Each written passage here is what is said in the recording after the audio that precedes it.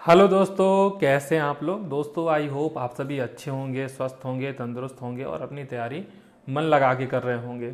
दोस्तों इस वीडियो में हम बात करेंगे आईटीआई इंस्ट्रक्टर 2022 की। जी हाँ दोस्तों, अनुदेशक पदों के लिए जो भर्ती प्रक्रिया चल रही है यूपी ट्रिपल एस सी द्वारा। तो हालांकि ये काफ़ी पुरानी वैकेंसी आप कह सकते हैं, क्योंकि पेट 2021 के आधार पर ये वैकेंसी निकाली गई थी, ठीक है ना। लेकिन बीच में कुछ किन्हीं कारणों से ये वैकेंसी काफ़ी लेट हो गई है और अभी कल शाम को ही, जैसा कि आपको मैंने वीडियो के माध्यम से जानकारी दी, कि जो शॉर्ट लिस्टेड कैंडिडेट की लिस्ट है वो जारी कर दी गई है। आपको पता होगा शॉर्ट लिस्टेड कैंडिडेट की लिस्ट आ चुकी है, जिसमें करीब 3304 लोगों को, परीक्षार्थियों को एग्ज़ाम देने के लिए एलिजिबल पाया गया है। जो फरवरी 2023 में आपसे डॉक्यूमेंट अपलोड कराए गए थे, उसको विशेषज्ञों द्वारा जांच किया गया और जांच में 3304 लोगों को पाया गया कि आप एग्ज़ाम देने के लिए एलिजिबल हैं। हालांकि अभी जिनका नाम नहीं है, जिनका रजिस्ट्रेशन नंबर इसमें नहीं है, उनको एक सुविधा मिली है, उनके लिए एक ऑप्शन है। ऑप्शन ये है कि 15 जनवरी से पहले, ठीक है ना, 15 जनवरी 2024 से पहले उनके पास समय है कि अगर आपको लगता है कि नहीं आपके सारे डॉक्यूमेंट सही थे, फिर भी आपका नाम या रजिस्ट्रेशन नंबर लिस्ट में नहीं है, तो आप आयोग जा कर के अपने डॉक्यूमेंट्स के साथ शंका समाधान कर सकते हैं और बहुत संभावना है कि आप उसमें फिर आ भी जाएं, ठीक है। तो जिनका नहीं है, इसके पहले वीडियो में मैंने बता दिया है कैसे कैसे क्या करना है, तो उस वीडियो को देख करके आप 15 जनवरी के पहले जा करके अपना शंका समाधान कर लें। बाकी जिनका नाम लिस्ट में है, जिनकी कोई प्रॉब्लम नहीं है, उनके लिए, और जिनकी भी डॉक्यूमेंट सही हैं, जो जाने वाले हैं 15 जनवरी से पहले, वो भी। सबसे इम्पॉर्टेंट चीज़ ये है कि आपकी जो भर्ती प्रक्रिया है वो तुरंत एक बार दोबारा जो है लाइट में आ चुकी है और इस बार आप विश्वास मानिए और भरोसा रखिए कि आपकी ये जो भर्ती प्रक्रिया है काफ़ी आगे तक जाएगी। यानी आपका जो एग्ज़ाम है, रिटन एग्ज़ाम है, वो अवश्य होगा और बहुत जल्द होगा, ठीक है ना। बहुत संभावना है कि अगर सब कुछ सही रहा तो फरवरी में हो सकता है कि आपको आपका एग्ज़ाम भी हो जाए, क्योंकि सबसे पहले जो आप एग्ज़ाम होने हैं, जितने अभी यूपी ट्रिपल एस सी की एग्ज़ाम पेंडिंग है, उसमें सबसे टॉप प्रायोरिटी पर आपका ही एग्ज़ाम है, ठीक है ना। तो बहुत ज़्यादा समय आपके पास नहीं होगा, इसलिए सबसे पहले आज की वीडियो में हम डिस्कस कर लेते हैं कि क्या सिलेबस रहने वाला है, क्योंकि सिलेबस दोस्तों बहुत इंपॉर्टेंट होता है। अगर सिलेबस की जानकारी आपको नहीं है, आपको ये नहीं पता कि आपको क्या पढ़ना है, किस तरीके से रणनीति बना करके तैयारी करनी है, तो बिल्कुल आप कभी भी उसमें सफलता प्राप्त नहीं कर पाएंगे। तो देखिए, ये जो आपका स्कीम होगा, परीक्षा स्कीम होगा, वो क्या होगा कि 100 मार्क्स का आपका पेपर होगा और उसके लिए आपको 120 मिनट यानी 2 घंटे का टाइम दिया जाएगा, ठीक है। 100 मार्क्स से पेपर के लिए आपको 2 घंटे का टाइम मिलेगा। ये पेपर आपका 2 भागों में बटा होगा, भाग 1 और भाग 2। भाग 1 में विषयगत ज्ञान से क्वेश्चन पूछे जाएंगे, जिसमें टोटल 60 क्वेश्चन होंगे और अधिकतम इसके लिए 60 अंक दिए जाएंगे। इसी तरीके से जो भाग 2 होगा वो सामान्य ज्ञान से रिलेटेड होगा, जिसके लिए 40 नंबर आपको, टोटल नंबर आप क्वेश्चन भी 40 है और 40 नंबर मिलेगा, ठीक है ना। इस तरीके से देखें तो टोटल जो 100 क्वेश्चन आएंगे और 100 मार्क्स उसके लिए यहाँ पर दिए गए हैं। सबसे इंपॉर्टेंट जो यहाँ पे नोट है, इसको आप देखिएगा कि निगेटिव मार्किंग भी आपको इसमें देखने को मिलेगी। 1/4 की निगेटिव मार्किंग भी है, यानी अगर 4 क्वेश्चन आपने गलत कर दिया तो एक सही क्वेश्चन का नंबर काट लिया जाएगा, ठीक है दोस्तों। तो ये आपका स्कीम है, जो आपका रिटन एग्जाम होगा उसका स्कीम है, किस तरीके से होगा। अब आइए बात करते हैं क्या सिलेबस रहने वाला है और डिस्कस करते हैं सिलेबस को लेकर के। तो देखिए, सबसे पहले अगर हम बात करें, जैसा कि मैंने आपको बताया कि 2 भागों में बटा है, जिसमें अगर मैं बात करूं तो जो पहला भाग है 60 नंबर लेकर के आ रहा है आपके लिए, जो कि आपका एम्प्लॉयमेंट स्किल, रोजगार कौशल, विषयगत ज्ञान से रिलेटेड है। तो ये 60 मार्क्स का पेपर, ये आपका जो भाग 1 है ये आपको 60 मार्क्स देकर जाएगा। इस हिसाब से ये काफ़ी इंपॉर्टेंट हो जाता है। अब इसमें देखिए क्या क्या चीज़ें हैं। जैसे सबसे नंबर 1 पे आपको दिख रहा होगा अंग्रेजी साक्षरता, ठीक है ना, जिसके लिए आपको टोटल 5 अंक मिलेंगे। और इसमें देखिए 3 टॉपिक हैं। पहला जो है वो है विराम चिन्ह, ठीक है ना, पंक्चुएशन, कहाँ पे कॉमा लगना है, कहाँ पे फुल स्टॉप लगना है, कहाँ पे इन्वर्टेड कॉमा लगना है, ये सारी चीज़ें। एक वचन और बहुवचन, सिंगुलर और प्लूरल क्या होता है, यहाँ डिफ्रेंशिएशन करना। और काल परिवर्तन, ठीक है ना, मतलब चेंज ऑफ टेंस। तो आपको टेंस की जानकारी होनी चाहिए, कौन सा प्रेजेंट टेंस में है, ठीक है, कौन सा पास्ट टेंस में है और कौन सा फ्यूचर टेंस में है। तो टेंस का परिवर्तन किस तरीके से होता है, जैसे कोई सेंटेंस आपको बोला गया, ठीक है, कि Ram is going to the market, तो ये प्रेजेंट टेंस में है, तो इसको ऐसा क्वेश्चन आ जाएगा कि इसको पास्ट में चेंज करिए। तो आप कैसे चेंज करेंगे, उसका वर्ब बदल करके चेंज करेंगे, ठीक है, राम इज गोइंग को कर देंगे राम वाज गोइंग, ठीक है। तो इस तरीके से इसके बाद देखिए अंग्रेजी से ये तीन ही टॉपिक है, बहुत इजी है, 5 नंबर का आना है, बहुत अच्छे से तैयारी आपकी होगी। उसके बाद देखिए जो सबसे इंपॉर्टेंट है, जो कि 20 मार्क्स का है, ठीक है ना, 20 मार्क्स आपको दे करके जाएगा, वो देखिए यहाँ पे क्या है, वो है सूचना प्रौद्योगिकी साक्षरता, ठीक है ना, आईटी से रिलेटेड, ठीक है, क्योंकि आपको पता है आईटी का जमाना आ गया है, तो इसके बारे में आपको जानकारी होनी चाहिए। तो सूचना प्रौद्योगिकी साक्षरता, जिसमें आपको सबसे पहले तो जो कंप्यूटर की सामान्य जानकारी होती है, जैसे कि हार्डवेयर क्या होता है, सॉफ्टवेयर क्या होता है, कंप्यूटर नेटवर्क क्या होता है, ये पता होना चाहिए। उसके बाद ऑपरेटिंग सिस्टम क्या होता है, कितने प्रकार का ऑपरेटिंग सिस्टम होता है, फाइल और फोल्डर को कैसे क्रिएट करते हैं, कैसे कॉपी करते हैं, मूव कैसे करते हैं और डिलीट करते हैं कैसे, ये अब आपको पता होना चाहिए। उसके अलावा आपके पास एक्सटर्नल मेमोरी का उपयोग है, विंडोज टूल एवं उसकी जो प्रॉपर्टीज हैं, ये सब आपको पता होना चाहिए। थर्ड पे देखिए, तो थर्ड में क्या है, एमएस वर्ड, ठीक है, एमएस ऑफिस। जैसे देखिए आपको पता ही होगा, जो लोग कंप्यूटर सीखे हैं तो उनको एमएस ऑफिस के बारे में तो पता ही होगा। तो एमएस ऑफिस में कई सारी चीज़ें आती हैं ना, तो एमएस ऑफिस में जैसे आपको पता होगा कि एमएस एक्सेल भी आता है, तो वैसे यहाँ पे बात की जा रही है एमएस वर्ड की, ठीक है ना।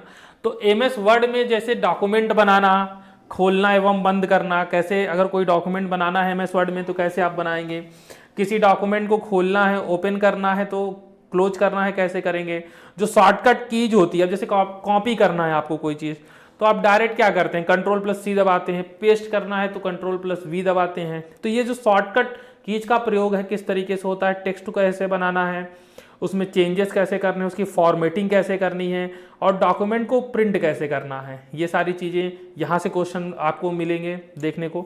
एमएस एक्सेल से भी आपको क्वेश्चन देखने को मिलेंगे। एक्सेल की सामान्य जो बेसिक नॉलेज होती है वो आपको पता होना चाहिए, उसका इंपॉर्टेंस पता होना चाहिए। एक जनरल जो वर्कशीट हम बनाते हैं एक्सेल में, उसका एक्सटेंशन क्या होता है, कैसे बनाते हैं, ठीक है, फॉर्मूला क्या होता है, कैसे लगता है, इसके बारे में क्वेश्चन आ सकते हैं। एडिंग, एवरेज, जो अन्य फंक्शन कीज कैसे उसमें काम करते हैं, ठीक है, और एक्सेल शीट को प्रिंट कैसे किया जाता है, ये सारी चीज़ें पता होनी चाहिए। इसके अलावा वेब ब्राउजर तथा सर्च इंजन, ठीक है ना, जैसे www के बारे में आपने सुना है, वर्ल्ड वाइड वेब, इसके बारे में कुछ हिस्ट्री, क्या उपयोग है उसका, ठीक है ना, और सर्च इंजन क्या होते हैं, इनके बारे में क्वेश्चन आपको देखने को मिलेंगे। यूपीआई गेटवे क्या होता है, इसके माध्यम से कैसे ऑनलाइन पैसा ट्रांसफ़र किया जाता है। साथ ही साथ ईमेल के बारे में जानकारी आपसे ली जाएगी, ईमेल कैसे बनाया जाता है, इसका प्रयोग कैसे किया जाता है, इसमें सीसी तथा बीसीसी का क्या प्रयोग है, डॉक्यूमेंट्स को कैसे जोड़ना है, चेक करना है। यानी ये जो 20 मार्क्स है ना, ये काफ़ी डिटेल में आपको जो है पता होना चाहिए यहाँ से, क्योंकि 20 मार्क्स आने हैं, तो ये जो कंप्यूटर का पोर्शन है ये आपको अच्छे से तैयार करना है। इसके साथ ही साथ देखिए मोबाइल एप्लीकेशन, इसी में मोबाइल एप्लीकेशन भी ऐड है। मोबाइल एप्लीकेशन आपको पता होना चाहिए कि किस तरीके से आप कोई QR कोड है या AR कोड है, उसको स्कैन कैसे किया जाता है, या वाईफाई का कैसे प्रयोग किया जाता है, क्योंकि आजकल वाईफाई का प्रयोग बहुत ज़्यादा इम्पॉर्टेंट हो गया है, बहुत ज़्यादा बढ़ गया है और बहुत ज़्यादा ज़रूरी हो गया है, तो ये भी आपको पता होना चाहिए, ठीक है। तो ये हो गया आपका 20 मार्क्स। ऊपर पहले आपने इंग्लिश में 5 मार्क्स लिए, उसके बाद यहाँ पे 20 मार्क्स, और अब आपकी बारी है ये 10 मार्क्स की।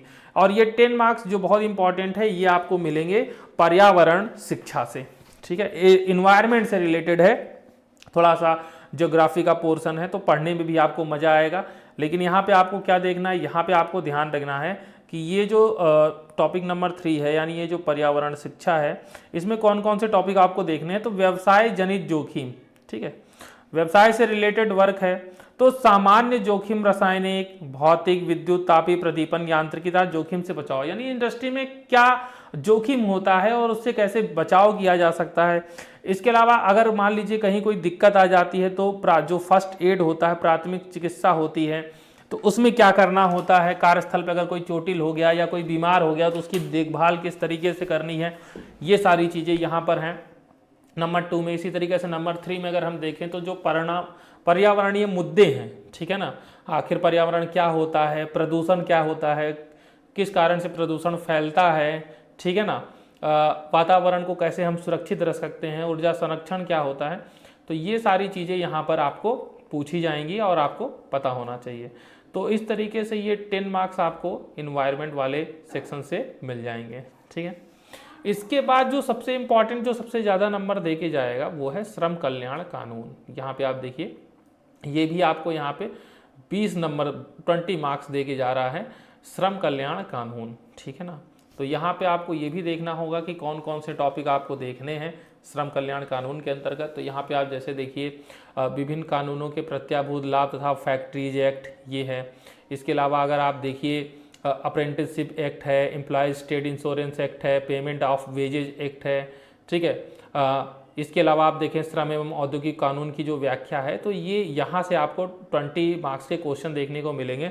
और यहाँ जो क्वेश्चन होंगे ना वो थोड़े से आपको टिपिकल लग सकते हैं, ठीक है, क्योंकि एक ऐसा विषय नहीं है जो कि आप बहुत ज़्यादा पढ़ते हैं, तो थोड़ा सा आपको ऐसा क्वेश्चन तो सरल रहेंगे लेकिन आपको ऐसा लग सकता है कि क्वेश्चन टफ है, ठीक है। तो इसको अगर आप ट्राई करना चाहते हैं, जो कि मैं तो चाहूँगा करें, तो इसका 1 बार 2 बार 3 बार जितनी बार आप रिवीजन करेंगे वो चीज़ें आपके पास इतनी ज़्यादा क्लियर होती जाएंगी, ठीक है ना।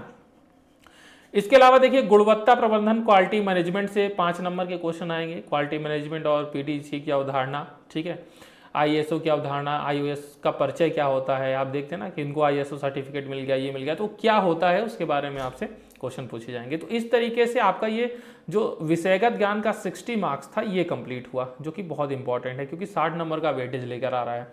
लेकिन इसके बाद जो चीज़ें हैं जो कि आपको 40 मार्क्स दे के जाएंगी वो भी कम इंपॉर्टेंट नहीं है, ठीक है ना, क्योंकि ये 60 मार्क्स में बहुत सारे ऐसे टॉपिक हैं जो कि थोड़े से टफ माने जा सकते हैं। लेकिन ये जो सामान्य ज्ञान के 40 अंक हैं ना, ये अक्सर आप कोई ना कोई एग्जाम की तैयारी करते रहते हैं, और जब आप एग्जाम की तैयारी करते रहते हैं तो ये 40 मार्क्स का जो जनरल जीएस है ये आप पढ़ते ही रहते हैं।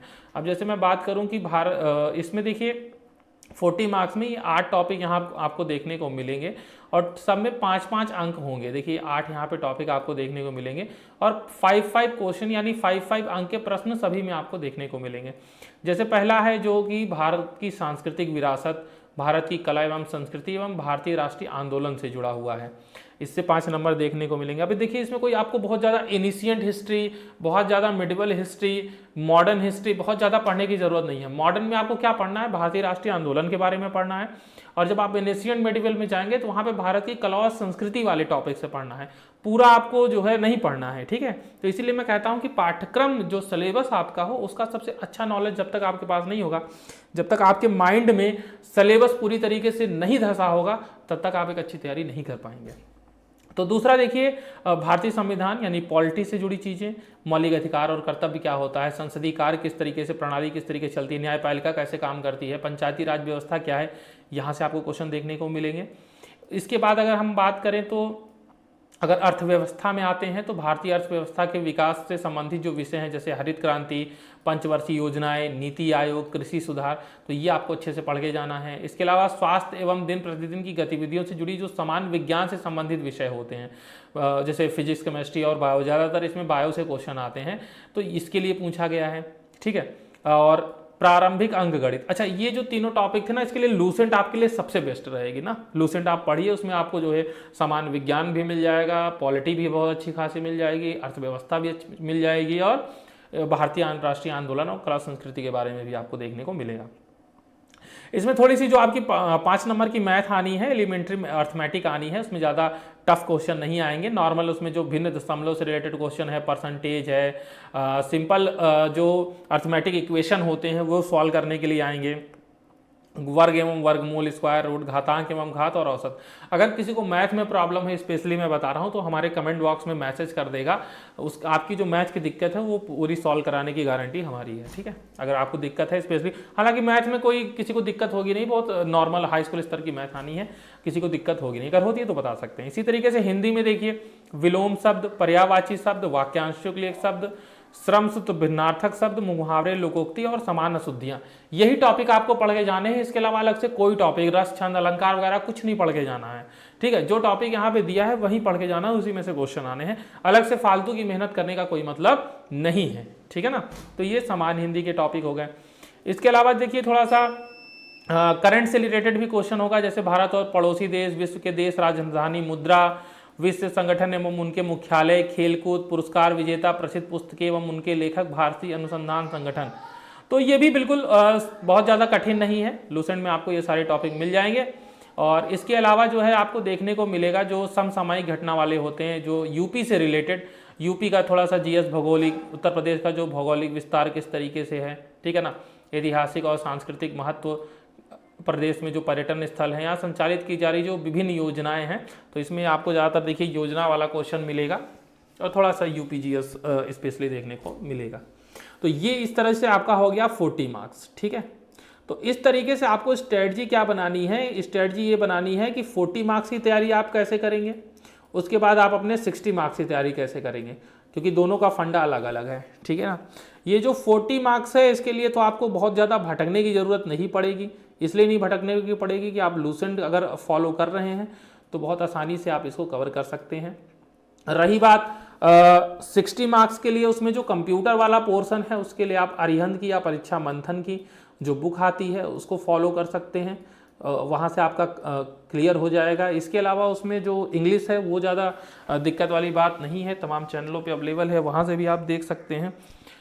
मुझसे अगर आप कमेंट बॉक्स में बताते हैं तो मैं भी आपको कंटेंट प्रोवाइड करा सकता हूँ। एक दो टॉपिक में आपको दिक्कत आएगी जो श्रम कल्याण से रिलेटेड है, उसके लिए हम देखते हैं क्या किया जा सकता है। तो सबसे पहले आपको अपना सिलेबस समझ में आया या नहीं, ये आप कमेंट बॉक्स में बताइए। कोई कन्फ्यूजन है सिलेबस को लेकर के तो वो भी आप हमें कमेंट बॉक्स में बताइए। साथ ही साथ ये भी कमेंट बॉक्स में बताइए कि क्या आप कहीं ना कहीं से कोई सोर्स ले रहे हैं, मतलब आप कहीं कोई कोचिंग ज्वाइन किए हैं या आपके पास कंटेंट अगर अवेलेबल है तो फिर कोई प्रॉब्लम ही नहीं है, उसी को रिवाइज करिए, ठीक है ना। फालतू मेहनत करने की क्या जरूरत है, अगर आपके पास कंटेंट है, आपने पढ़ रखा है, बस रिवाइज करना है तो कोई दिक्कत नहीं। लेकिन अगर आपको ज़रूरत लगती है कि नहीं मुझे रेगुलर क्लास की ज़रूरत है या मुझे कुछ कंटेंट की ज़रूरत है तो कमेंट बॉक्स में आप बता सकते हैं, ठीक है ना। अगर यहाँ पे कुछ 10, 20, 25, 50 लोग भी मिल जाएंगे, अगर लगेगी कि हाँ उनको ज़रूरत है तो बिल्कुल हम अपनी तरफ से भी मेहनत करने के लिए तैयार हैं, ठीक है। लेकिन अगर आपके पास कंटेंट है तो फिर कोई परेशान होने की ज़रूरत नहीं है, आप उसी को रिवाइज करें, ठीक है। और बस एक काम कर दीजिएगा, लाइक कर दीजिएगा हमारे वीडियो को, और चैनल पे नए हैं तो चैनल को सब्सक्राइब कर दीजिएगा और ज़्यादा से ज़्यादा लोगों तक शेयर कर दीजिएगा। ये 3 काम इतना आप कर दीजिएगा। बाकी मिलते हैं अगले अपडेट में, बाकी आपके कमेंट का इंतजार रहेगा। तब तक के लिए धन्यवाद।